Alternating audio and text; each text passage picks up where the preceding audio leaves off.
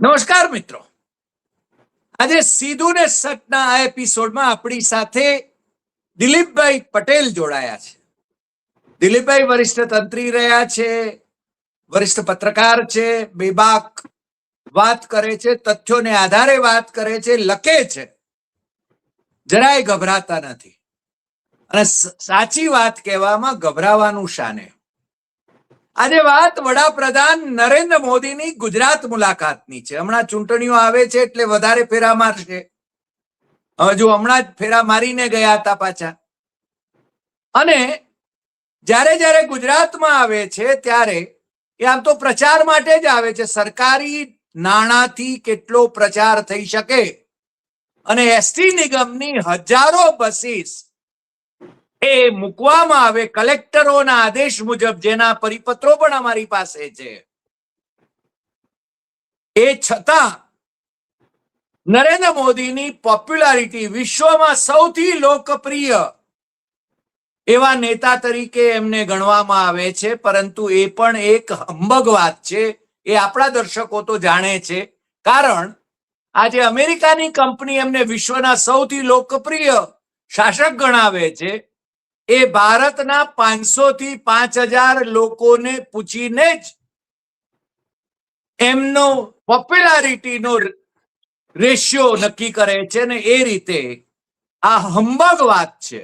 પરંતુ ભારતીય જનતા પાર્ટીના નેતાઓને આદેશ હોય એવું લાગે છે કે એમને સૌથી લોકપ્રિય, વિશ્વના સૌથી લોકપ્રિય શાસક તરીકે રજૂ કરવા.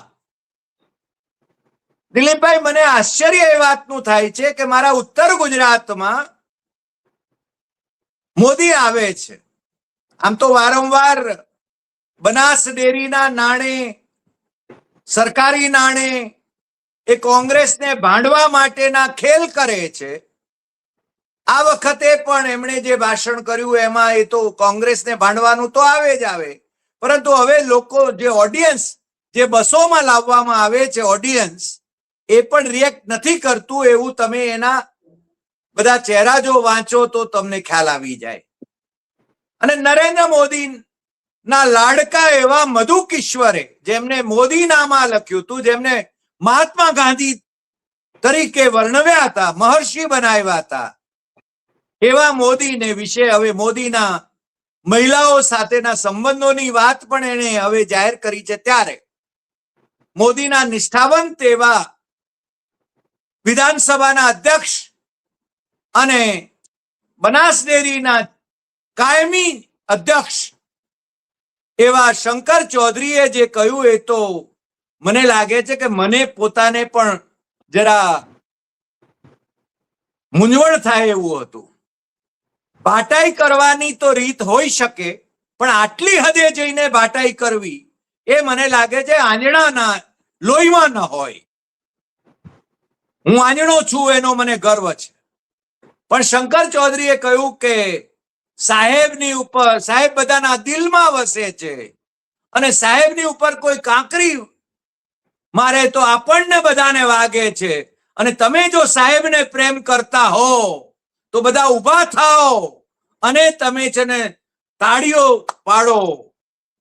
મને લાગે છે કે સાહેબે હમણાં છે ને કોરોનાને યાદ કર્યો અને તાળીઓ પડાવી હતી કોરોનામાં, અને થાળીઓ પણ વગાડાવી હતી અને જે ખેલ કર્યા હતા, લાખો લોકો, લાખો ભારતીયો મરી ગયા. એના સાચા આંકડા તો એમણે જાહેર નથી કર્યા, પણ સાહેબની સામે જે અત્યારે ટ્રમ્પભાઈના કહેવાતા શાસક તરીકેની જે છાપ ઉભી થઈ છે, અથવા ઇઝરાયલ જઈને જે પાછા આવ્યા છે, મને લાગે છે શંકર ચૌધરીને કદાચ મિશન આપવામાં આવ્યું હોય એવું લાગ્યા વિના રહેતું નથી. શંકરભાઈએ આટલી હદે નીચે પડવાની જરૂર નથી એવું મને સ્પષ્ટપણે લાગે છે. આજે દિલીપભાઈ આપણી સાથે જોડાયા છે ત્યારે હું સીધો દિલીપભાઈની પાસે જાઉં છું. દિલીપભાઈ, તમને માનનીય વડાપ્રધાન, આપણે તો હંમેશા સભ્ય ભાષામાં વાત કરીએ છીએ, માનનીય કહીએ છીએ. આપણે એમના માટે બીજા કોઈ વિશેષણો વાપરતા નથી. જે વિશેષણો ક્યારેક એમને મહાત્મા ગણાવનાર મધુ કિશ્વરે એમના માટે અને ભારતીય જનતા પાર્ટીના કાર્યકર્તાઓ માટે જે શબ્દ પ્રયોગો કર્યા એવા શબ્દ પ્રયોગો આપણે નથી કરતા. આપણે સભ્ય ભાષામાં, સુસંસ્કૃત ભાષામાં જ વાત કરીએ છીએ. અને ભાઈ શ્રી નરેન્દ્ર મોદી, નરેન્દ્ર દામોદરદાસ મોદી, આમ તો મારા જ તાલુકાના, ખેરાળુ તાલુકાના, પછી વડનગર અને સતલાસના તો શંકરસિંહ વાઘેલાએ અલગ તાલુકા કર્યા. હવે કદાચ માનનીય વડાપ્રધાન એને જને એક વડનગર જિલ્લો કરી નાખે, કદાચ એવો આદેશ પાડે તો.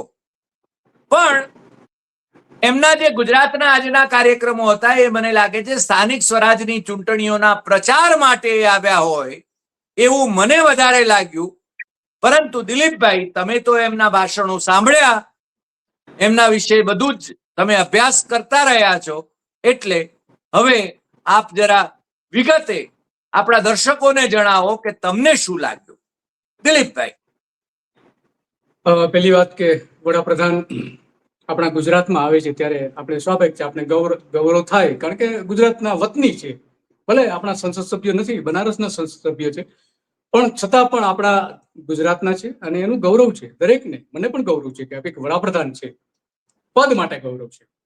પણ આ જે એની મુલાકાત જે છે 1 મહિના પછી, બરાબર 1 મહિના પછી થઈ છે ગુજરાતની ફરીથી મુલાકાત. આની પહેલા જે 4 સભાઓ સંબોધીને ગયા હતા અને અહીંયા ફરી એમણે 2 સભાઓ તો આઈ થિંક કરી છે. એક સાણંદમાં કે જ્યાં ઉદ્યોગો માટેની સભા હતી, ઉદ્યોગપતિઓ માટેની સભા હતી, અને બીજી આ વાવ થરાદમાં જે સભા કરી એક નાના ગામમાં, ત્યાંની હતી. એ જે સભા હતી એ રાજકીય સભા વધારે મને લાગી.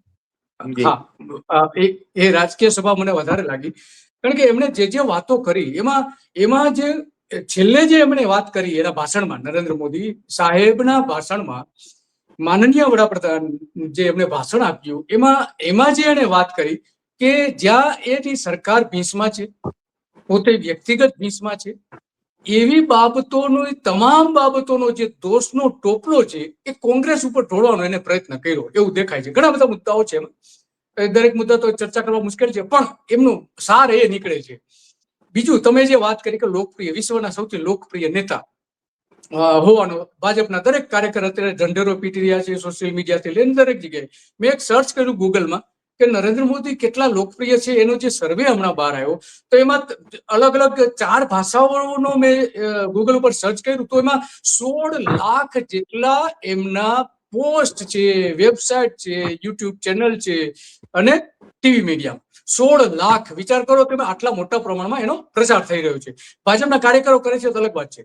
તો એ જે માનો કે વિશ્વના સૌથી લોકપ્રિય નેતા હોય તો એની સામે મારા 2 પ્રશ્નો છે. પહેલું કે જો વિશ્વના લોકપ્રિય નેતા હોય તો અત્યારે જે વિશ્વમાં યુદ્ધની પરિસ્થિતિ ઊભી થઈ છે ને, કે એના કારણે ગુજરાતને અને ભારતને સૌથી મોટું નુકસાન થઈ રહ્યું છે, તો એ યુદ્ધ અટકાવી કેમ નથી શકતા? કેમ એમાં મધ્યસ્થી નથી કરી શકતા? કેમ ઇઝરાયલને કઈ નથી કહી શકતા?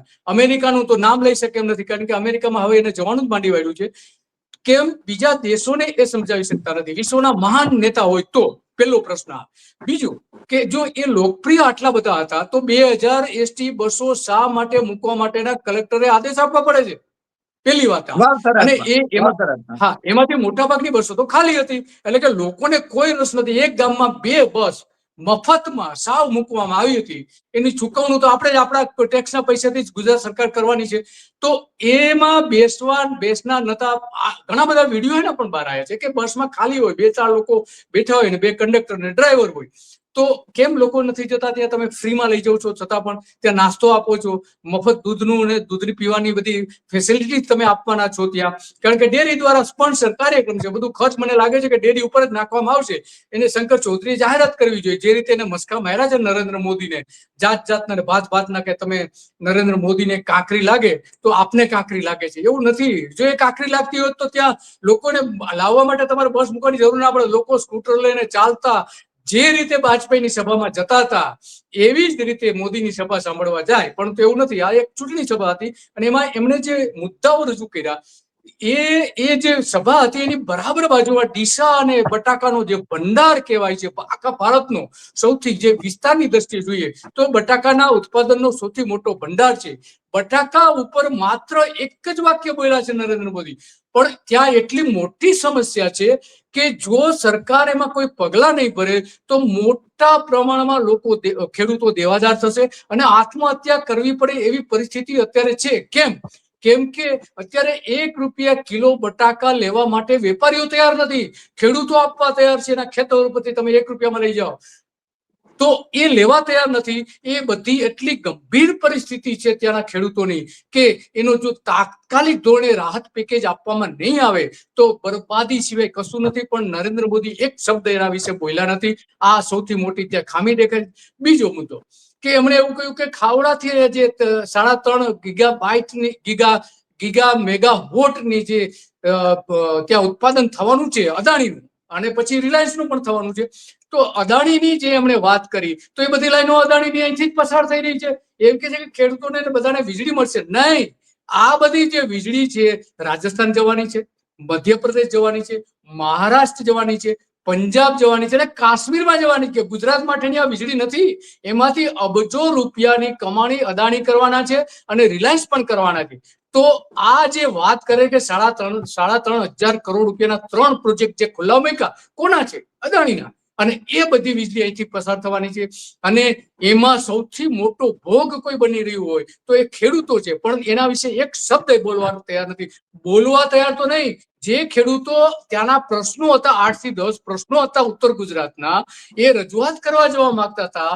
તો એ તમામ ખેડૂતોને સોરી ગઈકાલ રાતથી એમના ઘરમાં નજરકેદ કરી દેવામાં આવ્યા છે. અને કેટલાકને તો પોલીસ સ્ટેશન પકડીને પોલીસ સ્ટેશન પણ એમને અરેસ્ટ કરવામાં આવ્યા છે. સોરી, અરેસ્ટ તો નહીં, ડિટેન કરવામાં આવ્યા છે. તો આ ખેડૂતોને તમે પૂરી દો છો. હા, ખેડૂતોને તમે પૂરી દો છો કે જે પોતાના પ્રશ્નો, ખાસ કરીને વીજળીની લાઈનો જે નીકળી રહી છે, 22 વીજળીની લાઈનો ત્યાંથી નીકળવાની છે, 22. અને એના કારણે ઓછામાં ઓછા 5 લાખ ખેડૂતોની જમીનમાં એના પોલ નાખવાના છે. આખા ગુજરાતમાં જ્યાં પસાર થઈ રહી છે ત્યાં આટલો મોટો પ્રશ્ન છે. એને વળતર કેટલું આપવામાં આવે છે? 1 વીઘો જમીનનું જ્યાં 1 કરોડ રૂપિયા કિંમત છે ત્યાં 1 વીઘો જમીન આ પોલમાં જે બરબાદ થઈ રહી છે એનું માત્ર ને માત્ર 1 લાખ થી 5 લાખ સુધીનું જ વળતર આપવામાં આવે છે. ખેડૂતોને બરબાદ કરવામાં આવી રહ્યા છે. એના વિશે એક શબ્દ નરેન્દ્ર મોદી બોલ્યા નથી. અને બોલવાની તો વાત બાજુ રહી, જે ખેડૂતો મળવા માંગતા હતા એને તમે નજરકેદ કરી દો છો. સવાલ એ આવીને ઉભો રહે છે સૌથી મોટો. તો આ 2 બટાકા અને આ 2 મોટા પ્રશ્નો, તો બીજા ઘણા બધા પ્રશ્નો હતા. એના વિશે નરેન્દ્ર મોદી સાવ એકદમ મૌન રહ્યા છે. બાકી બધી એની લાગણીઓની આ તે બધી વાતો કરી છે કે હું અહીંયા આવું છું ને લોકો બધા મને આ બધા નજરામાં ઘણા બધા જૂના ચહેરાઓ દેખાઈ રહ્યા છે. આટલી મોટી સભામાં એને ચહેરાઓ પણ દેખાઈ જાય છે. આશ્ચર્યની વાત છે. દરેક જગ્યાએ જો કે આ વાત કરે છે એટલે એનું બહુ કઈ આશ્ચર્ય નથી. આમાં ઘણા બધા જૂઠાણાઓ પણ એમને કહ્યા છે. તો એની પણ આપણે વાત કરીશું. જી હરિભાઈ. પણ મને લાગે છે કે નરેન્દ્રભાઈ જે રીતે હવે મને લાગે છે એની બોડી લેંગ્વેજ તમે જુઓ તો એની બોડી લેંગ્વેજમાં જે કોન્ફિડન્સ પહેલા હતો, જે મુખ્યમંત્રી હતા ત્યારે જે હતો, અથવા તો આનંદીબેનના શબ્દોમાં અમિત શાહ વિશે જે કહેવાયું એ કહું તો કે કોઈને ઉઠાડી પણ શકે છે ને બેસાડી પણ શકે છે. નરેન્દ્ર મોદીમાં તો એ શક્તિ હતી. પણ અત્યારે છે ને જાણે નરેન્દ્ર મોદી મજબૂર હોય એવી એની બોડી લેંગ્વેજ તમને દેખાય છે. બીજું, તમે ખેડૂતોની વાત કરી તો એમાં છે ને અમેરિકા સાથેનું ટ્રેડ ડીલ જે નરેન્દ્ર મોદીએ જક મારીને કરવું પડે એવા સંજોગો નિર્માણ થયા છે. એમાં ખેડૂતો, આખા દેશના ખેડૂતોની બરબાદી થવાની છે. અને છતાં એ છે ને અત્યારે ખેડૂતોની આવક, એનો કૃષિ મંત્રી શિવરાજસિંહ ચૌહાણ સંસદમાં એમ કે છે, શરમ નથી આવતી, સંસદમાં એમ કે છે કે હું એવા જાણું છું કેટલાક કે છે, કારણ કે છટકબારી રાખે છે. નરેન્દ્ર મોદી જે રીતે પ્રશ્નો કરે છે એ રીતે એમના મિનિસ્ટરો પણ આ રીતે ટેવાયેલા છે. એમ કે એ લોકો તો એમની બમણી થઈ ગઈ છે, 4 ગણી થઈ ગઈ છે, 6 ગણી થઈ ગઈ છે, 8 ગણી થઈ ગઈ છે. અરે નરેન્દ્ર મોદીએ તો વચન આપ્યું હતું કે 2022 સુધીમાં ખેડૂતોની આવક બમણી કરીશું. અને ડોક્ટર સ્વામીનાથનનો જે રિપોર્ટ છે એમાં ખર્ચ કરતા 1.5 રકમ એમને ખેડૂતોને એમના ઉત્પાદન ઉપર મળે એ પ્રકારના ભાવ અમે નક્કી કરીશું. એ બાબતમાં તો કશું નથી અને બરબાદી છે આખી. હા, વાત સાચી છે. એ જે શિવરાજસિંહનું તમે કહ્યું હરિભાઈ, તો જ્યાં નરેન્દ્ર મોદીની સભા હતી એની આજુબાજુ બટાકા પકવવામાં આવે છે. એની પડતર કિંમત કેટલી છે? પડતર કિંમત, નફો જવા દો, મજૂરી જવા દો, 7 રૂપિયા છે 1 કિલોના. અને એ અત્યારે ખેડૂતોએ 1 રૂપિયામાં આપવા પડે છે. વિચાર કરો કેટલી બરબાદી ખેડૂતોની થઈ રહી છે. તો આ આવક બમણી નહીં, આવક તો ખેડૂતોની ઘટી રહી છે નહીં, ખોટ ખાઈને ખેતી કરી રહ્યા છે. આ સવાલ છે. ત્યાં હમણાં આજે જ મેં ત્યાં કેટલાક ખેડૂતો સાથે જે વાત કરીને એના ઇન્ટરવ્યુ પણ મેં ટીવીમાં મૂકેલા છે. તો એમનું કેવું સ્પષ્ટ હતું કે અમને 7 રૂપિયામાં પડતર થાય છે, એમાં મજૂરી અમારે નથી નીકળતી. જો મજૂરી અમે ગણીએ તો 10 રૂપિયા થાય, અને જો અમે એનો નફો ગણીએ તો 13 થી 14 રૂપિયા કિલો બટાકા વેચાય ત્યારે અમને નફો મળે. તો આ 1 રૂપિયામાં 14 રૂપિયાની સામે 1 રૂપિયામાં એને વેચવું પડે છે બટાકું. તો આ સાચી સવાલ આ છે હરિભાઈ. અને જે અમેરિકા જે લૂંટ ચલાવવાનું છે ગુજરાતને આખા ભારતમાં, એની તો આપણે કોઈ કલ્પના કરી શકવાના નથી. આ જ બટાકાઓનો જે ભાવ છે, જે અત્યારે નીચે બેસી ગયો છે, એના કરતા પણ વધારે બેસવાનો છે. કારણ કે બટાકાની મોટી ખપત થવાની છે અને ઉત્પાદન પણ થવાનું છે. અને બહારથી બટાકા જે સસ્તા મળે છે ત્યાંથી ભારતમાં અને ગુજરાતમાં ઠલવાવાના છે બટાકા, અને બટાકામાંથી બનતી વેફર્સ ને બીજી બધી વસ્તુઓ. તો આ જે બરબાદી થવાની છે, એ બરબાદી આપણે કલ્પના બહારની બરબાદી થવાની છે. અને બીજું કે આ ઉત્તર ગુજરાતમાં જે અગાઉ 2 વખત હમણાં છેલ્લા 3 વર્ષમાં 2 વખત ત્યાં જે ખેડૂતો ઉપર જે આફતો આવી, એનું પેમેન્ટ એને જે પેકેજ 10,000 કરોડ રૂપિયાનું જે પેકેજ જાહેર કરેલું હતું, એ આજે ચૂકવાયેલું નથી હરિભાઈ. આવી હાલત છે. ત્યાં નરેન્દ્ર મોદી સભા કરી રહ્યા છે, માત્ર ને માત્ર રાજકીય સભા છે. અને એમને ખબર છે કે ગેનીબેન અહીંથી સૌથી મજબૂત છે, અને ગેનીબેન ફરીથી આ વિસ્તારોમાં મજબૂત ન રહે એટલા માટે શંકર ચૌધરીને આગળ કરીને એને લોકોને હાથ ઊંચા કરાવીને પરાણે નરેન્દ્ર મોદી સાથેની પોતે સાથે છે લોકો, એવા દ્રશ્યો એને ઉભા કરવા પડે છે. કેમ આવા ઉભા કરવા પડે છે? તમે જે મજબૂરીની વાત કરી, તો ઉત્તર ગુજરાતમાં શંકર ચૌધરી સામે જબરજસ્ત લોકોની નફરત છે.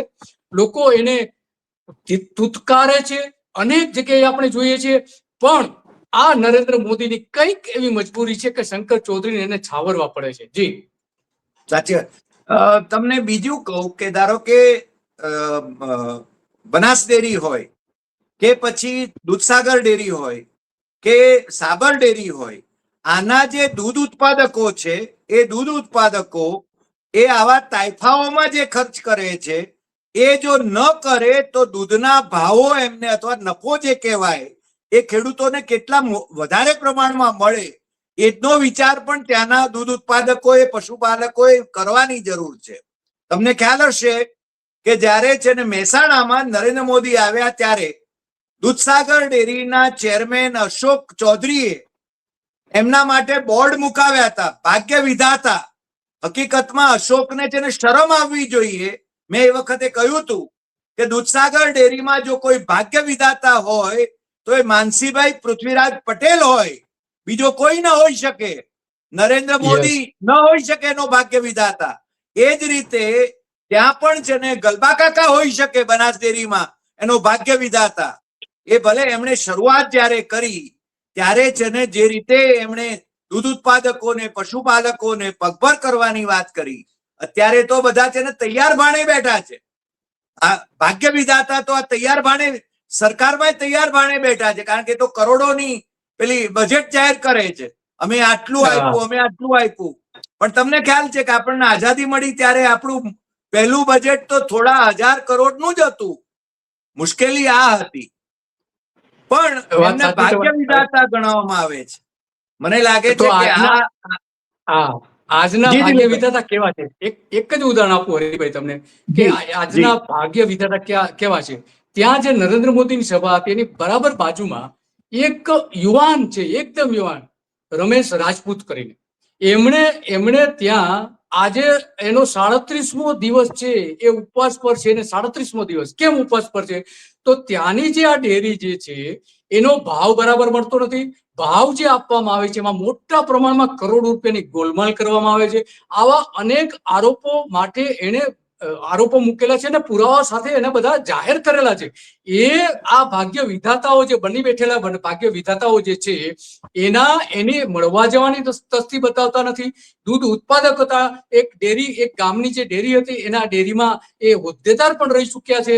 એ વ્યક્તિને મળીને શું પ્રશ્ન છે, લોકોનો દૂધ ઉત્પાદકોનો શું પ્રશ્ન છે, એ ઉકેલવા માટેના બિલકુલ પ્રયત્નો આજના ભાગ્ય વિધાતાઓ કરતા નથી. કમનસીબી છે, ભાગ્ય વિધાતાઓ નથી, આ તો ભાગ્યને ડુબાડનારાઓ લોકો છે. નહીતર એમની પાસે જઈને બેસે, એમની વાત સાંભળે, શું પ્રશ્ન છે, એનો વ્યક્તિગત પ્રશ્ન નથી, તમામ પશુપાલકો જે છે એના દૂધ ઉત્પાદનના પ્રશ્નો, દૂધ ઉત્પાદન અંગેના ખોટા આંકડાઓ, ખોટા ભાવ, આ બધી જ બાબતો એ રજૂ કરી રહ્યા છે. પણ નહીં, એ વ્યક્તિને, એ યુવાનને ત્યાંથી ઉચકી લઈ જઈને પોલીસ સ્ટેશન લઈ જવામાં આવ્યા. આ આજના આપણા ભાગ્ય વિધાતાઓ છે. હરિભાઈ, દિલીપભાઈ, આપ સાચી વાત કહી રહ્યા છો, અને આ જે રીતે ચાલી રહ્યું છે આ દેશમાં, મને લાગે છે કે ભાઈશ્રી અહીંયાથી વિકાસ મોડેલ લઈને, ગુજરાતનું વિકાસ મોડેલ, હજુ તો હું શોધું છું કે આ વિકાસ મોડેલ ખરેખર શું છે.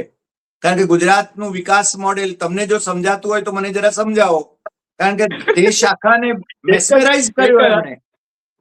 એક જ ઉદાહરણ આપી દઉં તમને. રિલાયન્સ વિકાસ મોડેલ કેવું છે જુઓ. એને ડીસા એર બેઝ ની વાત કરી, બરાબર છે. હવે ડીસામાં એક એર સ્ટ્રીપ બનાવવાની હતી. નરેન્દ્ર મોદીએ 2008માં જાહેરાત કરી હતી. ક્યાં છે એર સ્ટ્રીપ? એર સ્ટ્રીપ છે ક્યાં? એ સમયના મનમોહનસિંહની ઉપર એમણે બધા આરોપો, દોષારોપણ, કે એમને ફાઇલ દબાવી રાખી, આ તે કર્યું, બધું કર્યું, એવા આરોપો પણ મૂક્યા. તો 12 વર્ષ સુધી તમે શું કર્યું? આ માનો કે બેઝ તમારે બનાવવાનું તો 5 વર્ષમાં આરામથી બની જાય, ન બને એવું નથી. કેમ તમને 12-13 વર્ષ લાગી ગયા એના બનાવવા માટેના? 11 વર્ષ કેમ લાગી ગયા એને બનાવવા માટેના? બીજી બાજુ તમે એ સ્ટ્રીપ બનાવવામાં કેટલા બધા વર્ષો કાઢી નાખ્યા છે ડીસામાં, કે જ્યાં આપણા ગુજરાતના પ્લેન થી લઈને હેલિકોપ્ટર ઉતરવાના હતા. શું કર્યું તમે? અંબાજી સુધી જવાથી લઈને બધી દિશામાં ઉપયોગ થવાનો હતો, કશું જ નથી કરી શક્યા. તો આ બોલવું અલગ છે નરેન્દ્ર મોદીનું, અને કરવું અલગ છે. આ એમના જે બે ચહેરાઓ જે છે, બે ચહેરાઓ આપણા ઉત્તર ગુજરાતમાં જોવા મળી રહ્યા છે. હરિભાઈ જી, સાચી વાત છે. અને મને લાગે છે કે શંકરભાઈ ચૌધરીને હવે દિલ્હી લઈ જશે કે પછી એમનું શું થશે એ મને ખબર નથી, પરંતુ એમની જે રીતે આરતી ઉતારી રહ્યા છે, અને શંકરભાઈની સાથે અત્યારે દૂધ ડેરીના બોર્ડમાં જે એમના સમર્થક થઈને બેઠેલા એમના ગઈકાલના વિરોધીઓ, એ લોકોની સામે એમણે જે ખટલા દાખલ કરાવેલા, એમને જેલમાં મોકલાવેલા, એ લોકોને તમે પર્સનલી જો પૂછો તો એમની આખી કહાણી એ કહે છે. પરંતુ મુશ્કેલી એ છે કે આખા બનાસકાંઠામાં હવે તો વાવ, થરાદ અને બનાસકાંઠામાં હવે છે ને શંકર ચૌધરી કહે સો હોય સ્થિતિ આવી નિર્માણ થઈ છે. હવે મોદીને પણ છે ને, મોદીની પણ કોઈ મજબૂરી હશે, મને ખબર નથી, કારણ કે મોદીની કેટલી મજબૂરીઓ છે, કેટલા કાંકરીઓ ફેંકે છે ખબર નથી. કારણ કે હવે તો છે ને પેલા બેન મધુ કિશ્વરે જે કાંકરી ફેંકી છે, જેનો બચાવ કરવા માટે છે ને શંકર ચૌધરીએ બધાને ઉભા કર્યા અને તાળીઓ પડાવી, હાથ પેલા ઊંચા કરાવ્યા એમના સમર્થનમાં. મને લાગે છે કે આ આખા તાઇફાઓ છે. તમે કહ્યું એ બરાબર છે કે આ છે ને ખરેખર રાજકીય અને ચૂંટણી લક્ષી જ બેઠક હતી, જે છે ને સરકારી ખર્ચે એ ચૂંટણી પ્રચાર જે રીતે બધે કરે છે એવું જ એમણે કર્યું. બીજા રાજ્યોની અંદર પણ ધારો કે વિધાનસભાની ચૂંટણીઓ હોય ત્યારે પણ પ્રચાર પૂરો કરે. આમાં બે બાબતો આમાં ઉમેરવા માંગુ છું. પહેલી વાત કે ચૈતર વસાવાએ સાબિત કર્યું છે કે નરેન્દ્ર મોદીની એક સભા થાય ત્યાં 30 કરોડ રૂપિયાનું ખર્ચ થાય છે. તો આજે 2 સભા થઈ છે, તો આપણા પૈસા જ એમાં જઈ રહ્યા છે. આ એક વાત. બીજી વાત, તમે જે તમે વાત કરી, સોરી, શંકર ચૌધરીએ જે વાત કરી, એક મિનિટ દિલીપભાઈ, એક મિનિટ, તમે કહો એ પહેલા તો 30 દુના 60 કરોડ રૂપિયા એ આપણા ટેક્સના છે, અથવા તો ડેરીના દૂધ ઉત્પાદકોના એ પૈસા છે. જો બનાસ ડેરી એ ખર્ચતી હોય તો એ છે ને એ એમને ભાવ વધારે મળવા જોઈએ. તમે કઈક કહી રહ્યા હતા. હા. બીજી વાત કે આ જે કાંકરીની વાત કરે છે શંકર ચૌધરી, એ કઈ કાંકરી? તો મારી દ્રષ્ટિએ આપણે એનું અર્થઘટન કરીએ કે મોદીને કાંકરી વાગી કઈ. પેલી એફચીન ફાઇલ છે, એમાં જબરજસ્ત રીતે એની સરકાર જે ફસાઈ ગઈ છે, એના એક પ્રધાનનું નામ આવ્યું છે, અને બીજા બધા ઘણા લોકો, નેતાઓના નામ પણ આવી રહ્યા છે. ધીમે ધીમે બધા ખુલશે ચેપ્ટર. બીજી કાંકરી મને લાગે છે કે ટ્રમ્પ જે રીતે નરેન્દ્ર મોદીનું ગળું પકડી રહ્યા છે, એ મોટી કાંકરી કદાચ એના નજરમાં હોઈ શકે છે. ત્રીજું કે જે મધુ કેશવરની તમે જે વાત કરી, એમાં જે કાંકરી લાગી રહી છે, એ કાંકરી બહુ ખતરનાક મને દેખાઈ રહી છે. કાંકરાઓ ને પથરાઓ મધુ કિશોરે તો નાખ્યા છે, અને કેટલાક લોકો એવું ચલાવ્યું કે મધુ કિશોર બોલતી બંધ થઈ ગઈ. પણ મધુ કિશોરે તો મને લાગે છે કે આજે પણ મયુર જાનીને જે ઇન્ટરવ્યુ આપ્યો એ ઇન્ટરવ્યુ ની અંદર પણ એને એ બધી વાત કરી. હા, બધી વાત ના બોલે જ છે અને એ ઇન્ટરવ્યુમાં ત્યાં સુધી કહે છે કે હું ગુજરાતમાં નરેન્દ્ર મોદીએ શું શું કર્યું છે એ પણ કહેવા તમને તૈયાર છું, એવું પણ એ ઇન્ટરવ્યુમાં એક જગ્યાએ બોલે છે. તો એ ઇન્ટરવ્યુ એટલો જબરજસ્ત લોકોએ જોયો છે કે આજે પણ વાયરલ જબરજસ્ત થયો છે. તો લોકો જોઈએ છે મધુકેશ્વર જે કહી રહ્યા છે, લોકો એને જોઈ રહ્યા છે કે નરેન્દ્ર મોદી જાણતા હતા, એના વિશે જેને પુસ્તક લખેલું છે એ બધી જ બાબતો એમાં ધીમે ધીમે બહાર વાત કરી રહ્યા છે. તો આ જે કાંકરીઓ લાગી રહી છે એ ખરેખર કાંકરી તો નથી, તમે કહ્યું વાત સાચી છે, કાંકરાઓ લાગી રહ્યા છે, પથ્થરો લાગી રહ્યા છે. અને એ પથ્થરોમાં કદાચ બની શકે કે આ ભારતીય જનતા પાર્ટીને સૌથી મોટી મુશ્કેલી ઉભી થઈ શકે, કદાચ નરેન્દ્ર મોદી માટે પણ સૌથી મોટી મુશ્કેલી ઉભી થઈ શકે છે. કારણ કે સૌથી જે રસ્તાનો મોટો પથ્થર જે બની ગયા છે એ રાહુલ ગાંધી છે, અને રાહુલ ગાંધીનું નામ લીધા વગર એમને એના ઉપર ઘણા બધા આરોપો મૂકવા પડે છે કે જે પોતે નિષ્ફળ છે. ગેસ અંગે કશું બોલ્યા નથી, ગેસની કેટલી જરૂરિયાત છે, લોકોને બ્લેકમાં ખરીદવા પડે છે, એનો ભાવ વધારાથી લઈને લોકો પીડિત છે, એની વાત નથી કરતા. કોંગ્રેસને આપે છે, એનો દોષ કોંગ્રેસને આપે છે. ભાવ વધારે છે એનો દોષ કોંગ્રેસને આપે છે, સપ્લાય નથી એનો દોષ કોંગ્રેસને આપે છે. કોંગ્રેસ એટલે કે પોતે જ્યાં નિષ્ફળ જાય છે ત્યાં દોષનો ટોપલો કોંગ્રેસ ઉપર નાખે છે અને કાંકરીઓ બતાવે છે કે આવી કાંકરીઓ મોદી સાહેબ ઉપર પડી રહી છે, આપણે નથી ચલાવી લેવાની. તો આ કાંકરી આવી તો ઘણી બધી કાંકરી છે, આ તો 2-4 કાંકરીની જ વાત કરી છે. તો મૂળ વાત આ હતી. નહીં દિલીપભાઈ, આજે તમે મન મોકળાશથી વાત કરી. અને બીજું મને લાગે છે કે આપણે કોંગ્રેસની ટીકા કરતા પણ અનેક લખાણો લખ્યા છે, એના વિશે એપિસોડ પણ કર્યા છે. પરંતુ એક વાત તમે જે ઉલ્લેખ કર્યો એ સંવેદનશીલતા જે કહીએ, ધારો કે ત્યાં જ પેલા અન્ના હજારેનું જે આંદોલન ચાલતું હતું એની પાછળ આરએસએસ જ આખું હતું, કારણ કે મારા મિત્ર ગોવિંદાચાર્ય એની અંદર એને પડદા પાછળ હતા જ. અને આ મોદી અને અરવિંદ કેજરીવાલ એ લોકો પણ આરએસએસ ના જ પ્રોડક્ટ તરીકે જેને હોદ્દા ઉપર આવ્યા છે, તમે જાણો છો. પણ એ વખતે પણ મનમોહન સિંહની સરકારને બદનામ કરતા જે આક્ષેપો એમણે કર્યા હતા, એ છતાં એમના મિનિસ્ટરો એમની સાથે મંત્રણા કરવા માટે ગયા હતા, એમને મળવા ગયા હતા. એમનામાં એટલી સંવેદનશીલતા હતી. શંકર ચૌધરીમાં એટલી સંવેદનશીલતા હોત તો પેલા રમેશ રાજપૂતની તમે વાત કરી એને જેને સાંભળવા માટે એ ગયા હોત, અથવા તો એ માણસને જેને ઉપવાસ કરવાની ફરજ ન પાડે એટલા માટે પણ જેને પ્રયાસો એને કર્યા હોત, અને બીજા પણ કેટલાક જે બનાસકાંઠાના, પાટણના એ બધા અથવા ઉત્તર ગુજરાતના જે પ્રશ્નો છે એના વિશે જેને સંવેદનશીલતા દાખવી હોત. બીજું કે આ ગુજરાતની અંદર ખાસ કરીને ઉત્તર ગુજરાતમાં ભારતીય જનતા પાર્ટીને આ વખતે પરેશાની છે, એટલા માટે તમને ખ્યાલ હોય તો બનાસકાંઠામાંથી મિનિસ્ટરો બનાવ્યા છે ઘણા બધા, બનાસકાંઠામાંથી જેને એમણે એમનો પ્રદેશ પ્રમુખ બનાવ્યો છે, બનાસકાંઠામાંથી એમણે જેને વિધાનસભાનો સ્પીકર બનાવ્યો છે. પરંતુ બહુ સ્પષ્ટપણે કહું કે શંકર ચૌધરી મિનિસ્ટર હતા તો કંઈક કરી શકતા હતા, આમ હેડમાસ્ટરજીની ભૂમિકામાં છે. પરંતુ હેડમાસ્ટરની ભૂમિકામાં હોય ત્યારે કોઈ પાર્ટીમાં ન હોય એવું શંકરે મને કહ્યું હતું, કારણ કે હું તો એમ કે સ્પીકર છું એટલે હું કોઈ પક્ષમાં ન હું, પણ એ પક્ષનો પ્રચાર કરવા માટે પણ એને વાવની અંદર સભાઓ યોજી હતી, એ તમે જાણો છો. એટલે મને લાગે છે કથની અને કરનીમાં બધાનો જેને એની અંદર જેને ફરક છે એ આપણે જોઈ શકીએ છીએ. આજે આટલી વાત, ફરી મળીશું નવા એપિસોડમાં નવા વિષય સાથે. દિલીપભાઈ, આપ અમારી સાથે જોડાયા બદલ આપનો ખૂબ ખૂબ આભાર. નમસ્કાર. આપનો આભાર હરિભાઈ, આપનો પણ ખૂબ ખૂબ આભાર.